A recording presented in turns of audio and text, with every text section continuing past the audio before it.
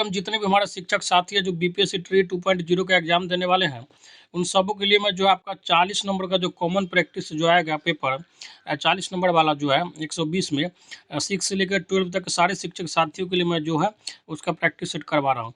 और क्वेश्चन का ऐसा लेवल है कि 6 से लेकर 12 में सब में वो एडजस्ट कर सकता है।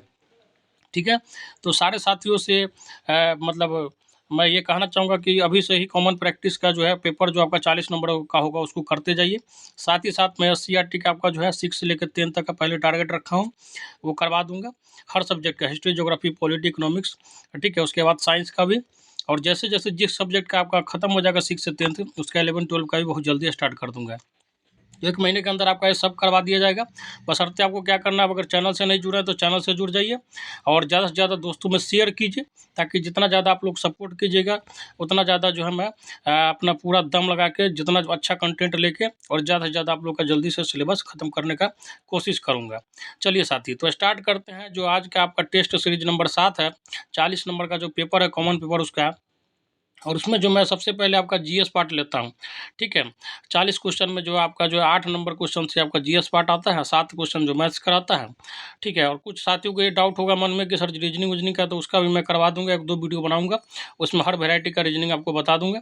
आप घबराइए नहीं कहीं भी, किसी भी तरह का घबराहट आपके अंदर नहीं होना चाहिए। बस आप लोग क्या कीजिए, तैयारी करना स्टार्ट कर दीजिए, क्योंकि समय का आपके पास अभाव रहेगा। मैं बता रहा हूँ, एक बार नोटिफिकेशन गिरने के बाद ना आपको इतना टाइम नहीं दिया जाएगा कि आप सही से पढ़ भी पाएँ। तो अभी से ही कर दीजिए स्टार्ट, क्योंकि आप लोग का सिलेबस लंबा है। तो चलिए, बिना टाइम को बर्बाद किए हुए स्टार्ट करते हैं। आपका जो कॉमन प्रैक्टिस जो सेट है 40 नंबर वाला, उसका जो है जीके का 8वां क्वेश्चन है। ठीक है, मतलब सेट का 8वां क्वेश्चन और जीके का पहला क्वेश्चन है। कह रहा है कि बिहार के उत्तरी गंगा मैदान में कौन सी मिट्टी जो है नहीं पाई जाती है। तो इसका आंसर क्या हो जाएगा आपका, ऑप्शन नंबर डी, बलथर मिट्टी जो है आपका गंगा के मैदान में जो है नहीं पाई जाती है। बाकी दलदली मिट्टी, नवीन जलोढ़ और बाल सुंदरी मिट्टी जो है पाई जाती है। आगे कह रहा है कि 31 जनवरी 2023 में राष्ट्रीय महिला आयोग का 31वां जो स्थापना दिवस कार्यक्रम जो है कहाँ संपन्न हुआ था। तो इसका आंसर क्या हो जाएगा आपका, ऑप्शन नंबर सी, नई दिल्ली में हुआ था। वर्तमान में राष्ट्रीय महिला आयोग के अध्यक्ष कौन है, तो ध्यान रखिएगा रेखा शर्मा है। आगे कह रहा है कि 3 फरवरी 2023 को कौन सा देश जो है अंतर्राष्ट्रीय सौर गठबंधन का जो है नवीनतम सदस्य बना है। तो इसका आंसर क्या हो जाएगा आपका, ऑप्शन नंबर ए हो जाएगा, कांगो जो है राज्य बना है। ठीक है, और ध्यान रखिएगा अंतर्राष्ट्रीय जो सौर गठबंधन का मुख्यालय कहाँ है, तो अपने जो है भारत देश में ही है, गुरुग्राम में है। बहुत पूछा जाता है, ध्यान रखिएगा, क्योंकि इसका जो मुख्यालय भारत में है। आगे कह रहा है कि बिहार के निम्न में से किस जिले में जो है शहरीकरण की दर जो है 5% से अधिक है। तो इसका आंसर क्या हो जाएगा बताइए साथी, तो ये हो जाएगा आपका option number D, Nalanda. Next question कह रहा है कि बिहार में जो है किस प्रकार के शैलों में पायराइट पाया जाता है। तो इसका आंसर क्या हो जाएगा आपका जो है विंध्यन क्रम शैल में। नेक्स्ट क्वेश्चन कह रहा है कि बिहार में जो है न्यूनतम महिला साक्षरता दर वाला जिला जो है कौन सा है, जहाँ पे महिला की साक्षरता सबसे कम है। तो ये हो जाएगा आपका जो ऑप्शन दिया गया उसमें सहरसा हो जाएगा।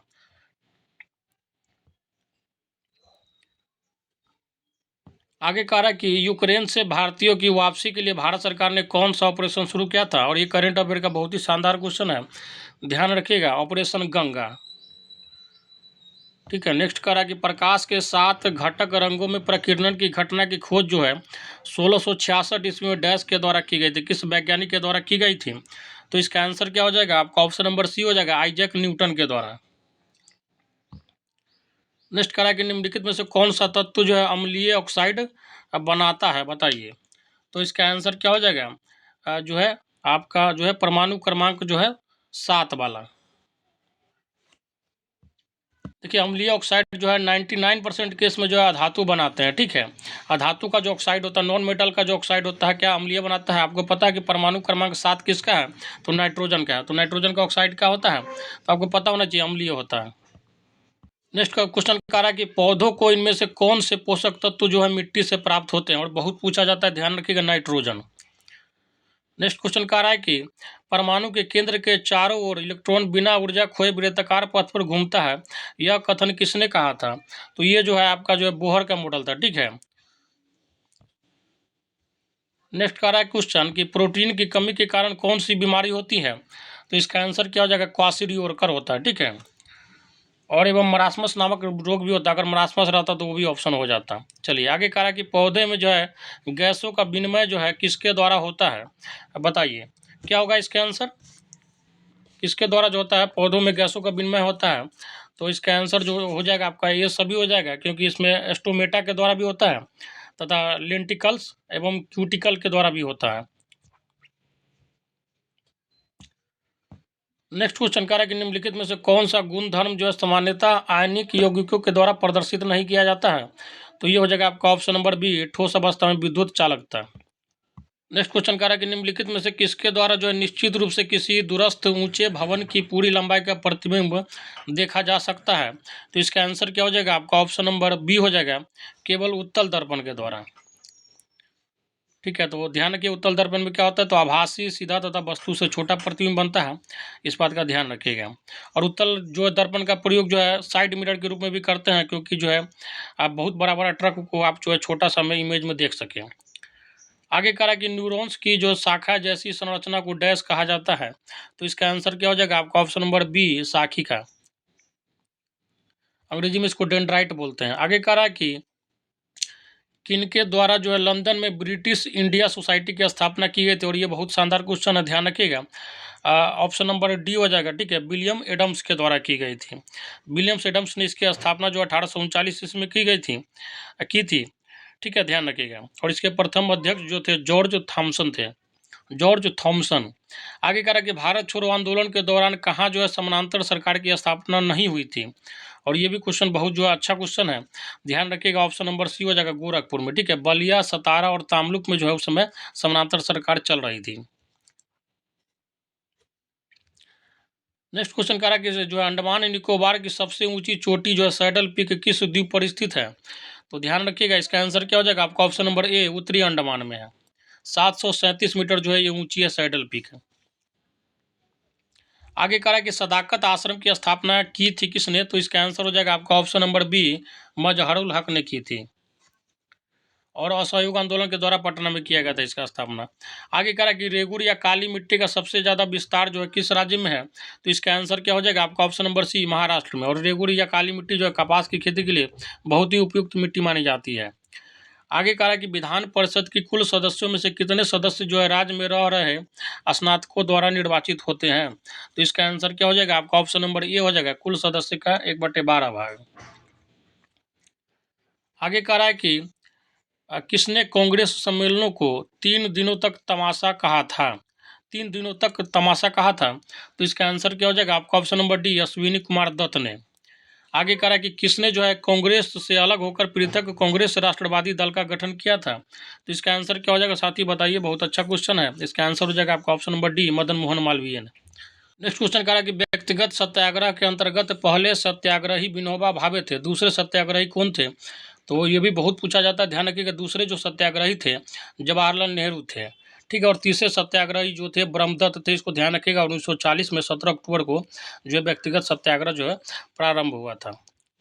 आगे कह रहा है कि बिहार के किस नदी का जो है उद्गम स्थल मध्य प्रदेश के पठारी भाग में स्थित है, तो इसका आंसर क्या हो जाएगा आपका ऑप्शन नंबर डी, सोन का। ठीक है, अमरकंटक की पहाड़ी पठार भाग से निकलता है। आगे कह रहा है कि निम्नलिखित में से कौन सा कथन जो है सही है, सही पूछ रहा है मतलब। ठीक है, ध्यान रखिएगा। कह रहा है कि तो इसमें क्या हो जाएगा आपका ऑप्शन नंबर डी हो जाएगा, चतुर्थ आंग्ल मैसूर युद्ध जो है उसमें क्या हुआ था, टीपू का पराजय हुआ था। और ये जो चतुर्थ आंग्ल मैसूर युद्ध जो है 1799 ईस्वी में लड़ा गया था। और ध्यान रखिएगा जो है टीपू सुल्तान तो हैदर अली का जो है बेटा था, ध्यान रखिएगा। चलिए आगे कह रहा है कि थाल घाट जो है किन दो नगरों को आपस में जोड़ता है, तो इसका आंसर क्या हो जाएगा आपका ऑप्शन नंबर ए हो जाएगा, नासिक से मुंबई को जोड़ता है। आगे कह रहा है कि आल्पस जो पर्वत का विस्तार किस महादेश में है, बहुत अच्छा क्वेश्चन है, ध्यान रखिएगा। डी हो जाएगा इसका ऑप्शन, यूरोप में है। ठीक है, यूरोप महादेश की जो है सबसे बड़ी पर्वतमाला है। जैसे एशिया में सबसे बड़ा माउंट एवरेस्ट, हालांकि विश्व का भी है, वो सबसे ऊंचा हो जाता है माउंट एवरेस्ट। आगे कह रहा है कि हॉर्न ऑफ अफ्रीका कहलाने वाले विभिन्न 4 देशों में कौन सा देश जो है स्थल रुद्ध है, तो इसका आंसर क्या हो जाएगा आपका ऑप्शन नंबर डी, इथोपिया हो जाएगा। चारों तरफ से मतलब क्या है, ये स्थल भाग ये कहीं भी समुद्र मुद्र से नहीं गिरा हुआ है। आगे कह रहा है कि निम्न में से किस अधिनियम के अंतर्गत जो है कंपनी के कर्मचारियों को निजी व्यापार करने पर प्रतिबंध लगा दिया गया, तो इसका आंसर क्या हो जाएगा आपका option number A, regulating act 1773 के अंतर्गत। और इसके अंतर्गत एक चीज़ और ध्यान रखिएगा कि इसी रेगुलेटिंग एक्ट के अंतर्गत जो है कोलकाता में सुप्रीम कोर्ट की स्थापना की गई थी। आगे कह रहा है कि इनमें से कौन सा जो है अपशिष्ट पर्यावरण को सबसे कम क्षति पहुंचाता है, तो इसका आंसर क्या हो जाएगा, कागज के कप। नेक्स्ट क्वेश्चन कह रहा है कि निम्न में से कौन सा ऊर्जा का एक जो है पारंपरिक स्रोत है। देखिए पारंपरिक स्रोत तो होगा जाएगा, इसमें क्या होगा बताइए, तो इसका आंसर हो जाएगा आपका जल जो है विद्युत ऊर्जा। ठीक है, जल से जो विद्युत ऊर्जा उत्पन्न किया जाता है उसको पारंपरिक स्रोत बोलते हैं। कुछ कुछ एग्जाम्पल मैं बता देता हूँ पारंपरिक स्रोत का, ध्यान रखिएगा। जैसे जीवाश्म ईंधन जो है आपका पारंपरिक स्रोत है। उसके बाद ताप विद्युत संयंत्र, ठीक है। उसके बाद आपका जो है पवन ऊर्जा भी आपका पारंपरिक स्रोत है। ठीक है, ये सबको ध्यान रखिएगा। और गैर पारंपरिक स्रोत में आते हैं तो आप इंपॉर्टेंट जो ध्यान रखिएगा, सौर ऊर्जा जो है आपका गैर पारंपरिक स्रोत है। प्लस नाभिकीय ऊर्जा भी आपका गैर पारंपरिक स्रोत है। ज्वारीय ऊर्जा, उसके बाद जो है भूगर्भीय ऊर्जा भी जो होता है एक तरीके से आपका गैर पारंपरिक स्रोत है। तो गैर पारंपरिक स्रोत में जो सबसे इंपॉर्टेंट एग्जाम्पल आप ध्यान रखिएगा, सौर ऊर्जा, नाभिकीय ऊर्जा, ज्वारीय ऊर्जा, ये सब क्या है, गैर पारंपरिक स्रोत है। और पारंपरिक स्रोत में आप ध्यान रखिएगा जीवाश्म ईंधन, ताप विद्युत संयंत्र, जल विद्युत संयंत्र, पवन ऊर्जा। तो चलिए साथी, ये था आपका जो है क्या कहते हैं प्रैक्टिस सेट नंबर का जो है जीके का पार्ट था। अब जो है आप लोग कंटिन्यू बने रहिए सेशन में, और अभी तक चैनल को सब्सक्राइब नहीं किया तो सब्सक्राइब कर दीजिए। अब आते हैं मैथ्स वाले सेशन पे, कंटिन्यू बने रहिए क्योंकि 7 क्वेश्चन जो है मैथ के आपको जो है करवाने जा रहा हूँ। देखिए क्वेश्चन नंबर क्या कर रहा है, क्वेश्चन को ध्यान से समझिए। ये जो है आपका एक तरह से पॉलिनोमियल बहुपद का एक क्वेश्चन है। ठीक है, 8 डिग्री वाला दिया गया, आपको बहुपद दिया गया है। कह रहा है कि के किस मान के लिए जो है x के पावर 8 प्लस के x Q minus 2x plus 1 का एक गुणनखंड जो है x प्लस 1 है। देखिए जैसे ही इस तरह का क्वेश्चन है, जैसे ये गुणनखंड x प्लस 1 पूछ रहा है तो x प्लस 1 को 0 कर दीजिए, तो x का वैल्यू कितना आता है, -1 आता है। तो -1 को जो है आप इसको क्या कीजिए, पूरे में डालिए। ठीक है, पूरे में डाल के 0 के बराबर कर दीजिए। ठीक है ना, इसको 0 के बराबर कीजिएगा, जैसे मैं आपको डाल के दिखाता हूँ। माइनस से 1 के पावर 8 कीजिएगा तो 1 हो जाएगा। ठीक है, क्योंकि आपको जो है पावर क्या सम है, प्लस। ठीक है, के इंटू एक्स के पावर ये क्या कर रहा है, क्यू है, तो -1 का पावर क्या हो गया, क्यू। ठीक है, माइनस, ठीक है 2 गुने -1 हो जाएगा। ठीक है, अब प्लस 1 बराबर क्या हो जाएगा, 0। ठीक है ना, इसको हम एफ ऑफ एक्स मान लेते हैं। ठीक है, इसको मान लीजिए कि ये पॉलिनोमियल है जिसका जो है एक्स चर मान है। आपको पता है यहाँ पे चर मान क्या दिया गया, एक्स दिया गया है। तो चलिए इसको सॉल्व करते हैं। इसको जब सॉल्व कीजिएगा, इसको ये वाला पार्ट मैं आपको हटा देता हूँ। ठीक है, तो आप इसको सॉल्व कीजिए तो क्या आ जाएगा, यहाँ 1 आ गया, प्लस क्या था, सॉरी -1 के पावर क्यू कीजिएगा तो क्या आ जाएगा, माइनस आ जाएगा। ठीक है, माइनस की आ जाएगा, प्लस हो जाएगा। देखिए 2 में -1 से गुना कीजिए तो -2 ही हो जाएगा, तो ये -2 हो गया। अब प्लस 1 बराबर क्या होगा, 0। तो यहाँ से सॉल्व कीजिएगा तो के का मान क्या निकल कर आ जाएगा, तो के का मान जो आपका निकल कर आ जाएगा, और यहाँ पे देखिए माइनस था 2 से पहले, तो सॉरी इसका जो है -2 गुने -1 जो हो जाएगा +2 आ जाएगा। ठीक है, तो यहाँ से अब क्या आ जाएगा, तो के का वैल्यू अब क्या आ जाएगा, देखिए यहाँ पे हो गया 4 माइनस के बराबर 0 हो गया, तो के का वैल्यू क्या निकल कर आ जाएगा, 4। देखिए इस तरीके का क्वेश्चन कभी भी हो, ठीक है, तो आपको क्या कीजिएगा, जिसका बोला जाएगा कि ये गुणनखंड है, जैसे आपको बोला जाता है कि ये गुणनखंड आपका मान के चलिए x-2 बराबर ये क्या कहते हैं x-2 है। ठीक है, तो इसको क्या करते हैं आप, x-2 बराबर 0 कर देते, यहाँ x का वैल्यू 2 आ जाता। अब 2 को क्या करते हैं, इस बहुपद में डालते हैं। ठीक है, वैल्यू डाल देते 2 का, जहाँ जहाँ x है वहाँ 2 डालिए और इस पूरे को 0 के बराबर कर दीजिए और वहाँ से k का मान निकाल लीजिए। तो उम्मीद करता हूँ समझ में आ गया होगा साथी, कुछ खास क्वेश्चन था नहीं। जिन्होंने भी थोड़ा बहुत बहुपद पढ़ा होगा तो उनको समझ में आ गया होगा। इसका आंसर हो जाएगा डी। चलिए अब आते हैं नेक्स्ट क्वेश्चन पे। कह रहा है कि किसी वस्तु का जो है अंकित मूल्य 740 रुपये, मतलब वस्तु का दाम कितना लिखा गया, तो 740 रुपये लिखा है। चलिए कह रहा है कि लगातार जो है 15% छूट दे रहा है और उसके बाद उसी पे फिर से x% का भी छूट दे रहा है। 15% छूट दे रहा है, इसका मतलब क्या हो रहा है, आप 85% जो है इसका यूज ले रहे हैं। उसके बाद कह रहा है कि x% और छूट दे रहा है, तो x% छूट दे रहा है तो हम इसको क्या लिख सकते हैं, 100 माइनस x/100 लिख सकते हैं। ठीक है ना कि, और ये कह रहा है कि इतना करने के बाद जो है 566.10 रुपया में बेच रहे हैं। तो आप क्या आ गया, समीकरण आ गया, आप यहाँ से सॉल्व कीजिएगा तो x का मान क्या निकल कर आ जाएगा, x का मान जो हो जाएगा आपका 10% हो जाएगा। मतलब कहने का मतलब क्या हो गया कि 740 रुपया पे आपका पहले 15% छूट दिया, फिर 10% छूट दिया, तो कितना बेचा होगा, 566 रुपये में बेचा होगा। यही आपका क्वेश्चन था। तो आंसर क्या आ जाएगा आपका साथी, तो आंसर आ जाएगा आपका ये 10 आ जाएगा। ठीक है, चलिए अब नेक्स्ट क्वेश्चन जो है आपका त्रिकोणमिति का है। इस तरह का क्वेश्चन मैं आपको पहले प्रैक्टिस सेट में ही करवाया था, अगर आप देखे होंगे तो आपको आइडिया होगा। देखिए जब भी इस तरह का क्वेश्चन रहा है, देखिए यहाँ क्या दिया गया 4 माइनस जो है 2 sine square theta minus 5 cos theta दिया गया, ठीक है। तो हम क्या करेंगे, सबसे पहले ये जो है पैटर्न में चेंज कर देंगे। जैसे साइन स्क्वायर थीटा को हम क्या करेंगे, कॉस स्क्वायर थीटा में चेंज करेंगे। तो साइन स्क्वायर थीटा को क्या लिख सकते हैं, 1 माइनस कॉस स्क्वायर थीटा, ठीक है। आपका क्या हो गया माइनस 5 कॉस थीटा प्लस 0 मतलब इक्वल्स टू 0, ठीक है। ये आ गया। अब इसको जब सॉल्व कीजिएगा तो आपका क्या निकल के आ जाएगा, जो पूरा सॉल्व कीजिएगा तो मैं आपको बता देता हूँ क्या निकल के आएगा। मैं इसको कॉस में क्यों चेंज किया हूँ, क्योंकि यहाँ आपको कॉस में पता है, ताकि हम इसका गुणनखंड निकाल सके सरल करने के बाद। और ध्यान रखना जो थीटा आएगा 0 से लेकर 90 डिग्री के बीच में आना चाहिए, उससे बाहर होगा तो हम नहीं लेंगे। चलिए जब इसको सॉल्व करेंगे तो आपका जो आगे निकल के क्या आ जाएगा, तो इस तरीके का आपका जो निकल के आ जाएगा 2 कॉस स्क्वायर थीटा, अब माइनस आ जाता है आपका जो है 5 कॉस थीटा, ठीक है, प्लस 2 बराबर 0 आ जाता है। इसको जब फर्दर सॉल्व कीजिएगा तो इसको क्या लिख सकते हैं, 2 cos square theta minus 5 cos theta को क्या लिख सकते हैं, minus 4 cos theta minus cos theta, क्योंकि 5 कॉस थीटा को माइनस 4 माइनस कॉस थीटा लिखिए प्लस 2 बराबर 0 हो जाएगा। अब इसको फर्दर सॉल्व कीजिएगा तो जो है आपका क्या निकल के आ जाएगा, मैं बता रहा हूँ, बने रहिए चैनल में। जब सॉल्व कीजिएगा तो यहाँ से आपका कॉस थीटा का 2 वैल्यू निकल कर आ जाएगा, ठीक है। कॉस थीटा का 2 वैल्यू निकल कर आ जाएगा क्या, तो एक वैल्यू आपका आएगा 1/2 और एक आएगा आपका कॉस थीटा बराबर क्या आ जाएगा 2 आ जाएगा। आपको पता है कि कॉस थीटा का वैल्यू कभी भी 2 हो ही नहीं सकता, तो ये वैल्यू हम लेंगे नहीं। कॉस थीटा बराबर 1/2 का मतलब क्या हो गया, थीटा आपका क्या हो गया 60 डिग्री हो गया, ठीक है ना। अब आपको थीटा पर पता चल गया तो अब इजीली निकाल लीजिएगा sine theta plus tan theta का वैल्यू। देखिए थीटा 60 डिग्री आ गया, तो अब इसको क्या कीजिए, सॉल्व कीजिए। साइन 60 डिग्री कितना होता है आपको पता होना चाहिए, यहाँ इसमें पुट कीजिए। साइन 60 डिग्री हो जाएगा आपका √3/2 प्लस टेन जो है 60 डिग्री कितना हो जाएगा, √3 हो जाएगा, ठीक है।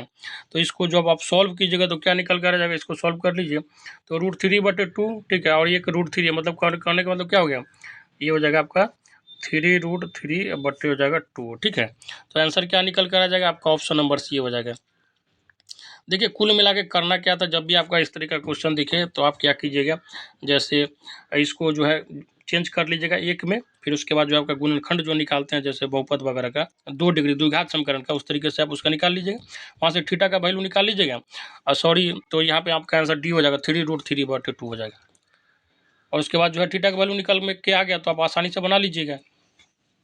आगे जो है आपका उम्र वाला क्वेश्चन आगे है, कह रहा है कि 4 वर्ष पूर्व ए और बी की आयु का अनुपात 4:5 था। तो मानिए 4 वर्ष पूर्व जो हम इसका अनुपातिक राशि को 4x मान लेते हैं, और ये 5x हो गया, इसका ये ए का हो गया, ये हो गया आपका बी का, ठीक है ना। अब ध्यान रखिएगा, कह रहा है कि अब से 8 वर्ष बाद जो है ए और बी के आयु का अनुपात 11:13 होगा। उन दोनों की वर्तमान आयु का कुल योग क्या है। देखिए आपका मान के चलिए 4 साल पहले 12 साल उम्र है, तो वर्तमान आयु कितना हो जाएगा, 16 होगा। तो वर्तमान आयु निकालने के लिए हम क्या करेंगे, 4 वर्ष पहले का जब आयु है उसमें क्या करेंगे, 4 जोड़ देंगे।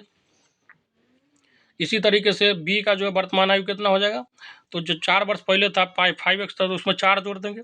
अब क्वेश्चन के हिसाब से देखिए क्या करा है कि अब से 8 वर्ष बाद, मतलब वर्तमान से 8 साल बाद, कह रहा है वर्तमान से 8 साल बाद जो है ए और बी के आयु का अनुपात जो है 11:13 है। तो वर्तमान से 8 साल बाद कितना हो जाएगा, देखिए मैं एक ही में समझा रहा हूँ क्योंकि थोड़ा यहाँ समझाने में प्रॉब्लम होता है। तो देखिए वर्तमान आपको आयु पता चल गया, तो वर्तमान से 8 साल बाद जो आपका ए का क्या हो जाएगा, देखिए वर्तमान में आपका क्या आ गया 4x + 4, और इसका बी का क्या आ गया 5x + 4। तो बकारा कि अब से 8 वर्ष बाद, वर्तमान से 8 वर्ष बाद जो है आपका क्या हो जाएगा, जो ए का कितना हो जाएगा 4x + 4 तो वर्तमान था, प्लस 8 वर्ष जोड़ दीजिए, और बी का कितना हो जाएगा 5x + 4 जो वर्तमान आयु था, और उसमें 8 वर्ष जोड़ दीजिए, और ये कितना है 11/13 के अनुपात में है।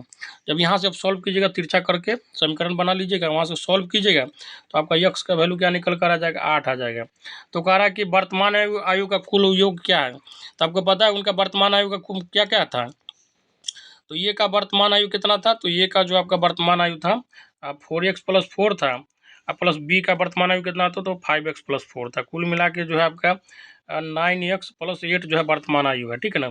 अब तो यक्स का वैल्यू कितना निकाले हैं, तो 8 निकाले हैं, तो यक्स की जगह पे 8 डाल दीजिए, तो 9 × 8 आपका क्या हो गया 72 प्लस 8 क्या हो जाएगा 80 हो जाएगा, ठीक है ना। तो कुल आयु कितना हो जाएगा 80 साल हो जाएगा, ठीक है। तो आपका आंसर क्या निकल के आ जाएगा साथी, तो आंसर आपका हो जाएगा ऑप्शन नंबर सी। उम्मीद करता हूँ समझ में आ गया होगा। सारा खेल जो है आगे पीछे करने का है, कुछ नहीं है इसमें विशेष।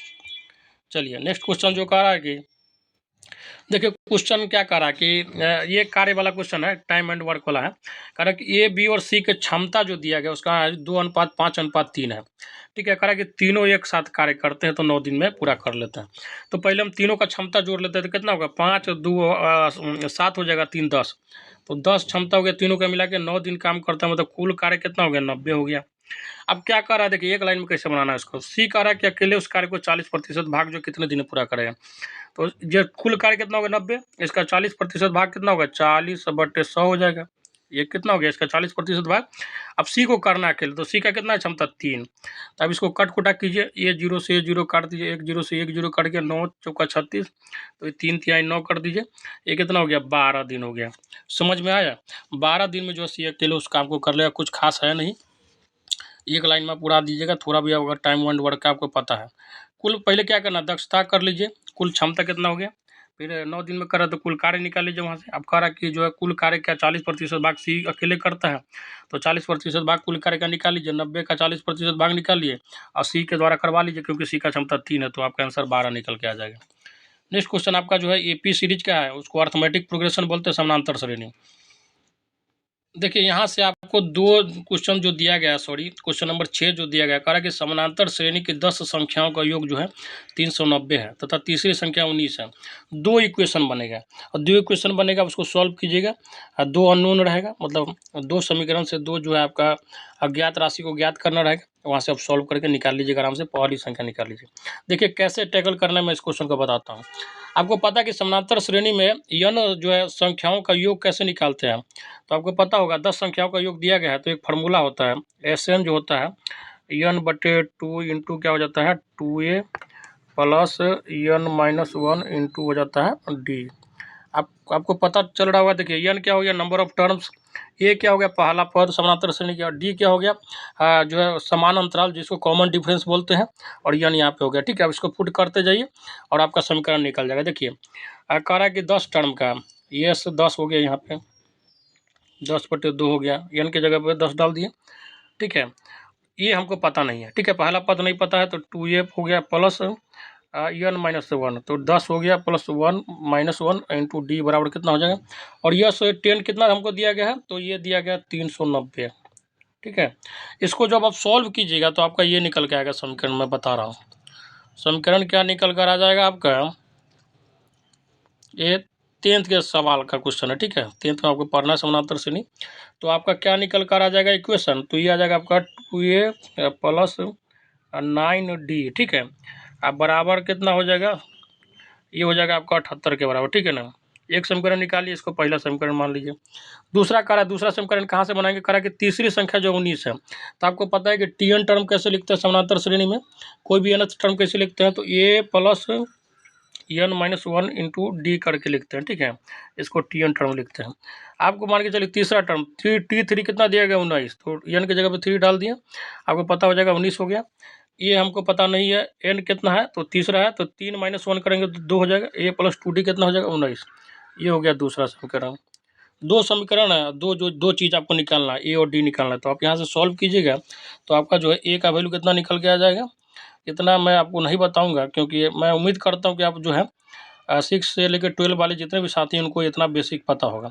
तो आपका जो है पहला पद क्या निकल के आ जाएगा, तो ये निकल के आ जाएगा 3। ठीक है, वहाँ से आप कॉमन डिफरेंस भी निकाल पाइएगा, समान अंतराल।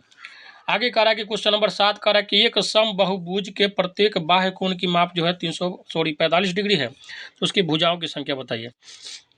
देखिए बाह्य कोण का माप कितना है, 45 डिग्री दिया गया, तो इसको आपको क्या करना, सिंपली जो है उसकी भुजा निकालनी है। तो आप 360 डिग्री में क्या कीजिएगा, बाह्य कोण का, एक बाह्य कोण का माप जो है डिवाइड कीजिएगा, तो ये हो गया 45 डिग्री। इससे डिवाइड कीजिएगा तो आपका 8 आ जाएगा। ठीक है, इसका मतलब है कि जो आपका बहुभुज है 8 जो है भुजा वाला होगा, इस तरीके से। ठीक है, ठीक है ना, इस तरीके से आपका 8 भुजा वाला हो जाएगा, और सारा का सारा जो आपका साइड होगा बराबर होगा।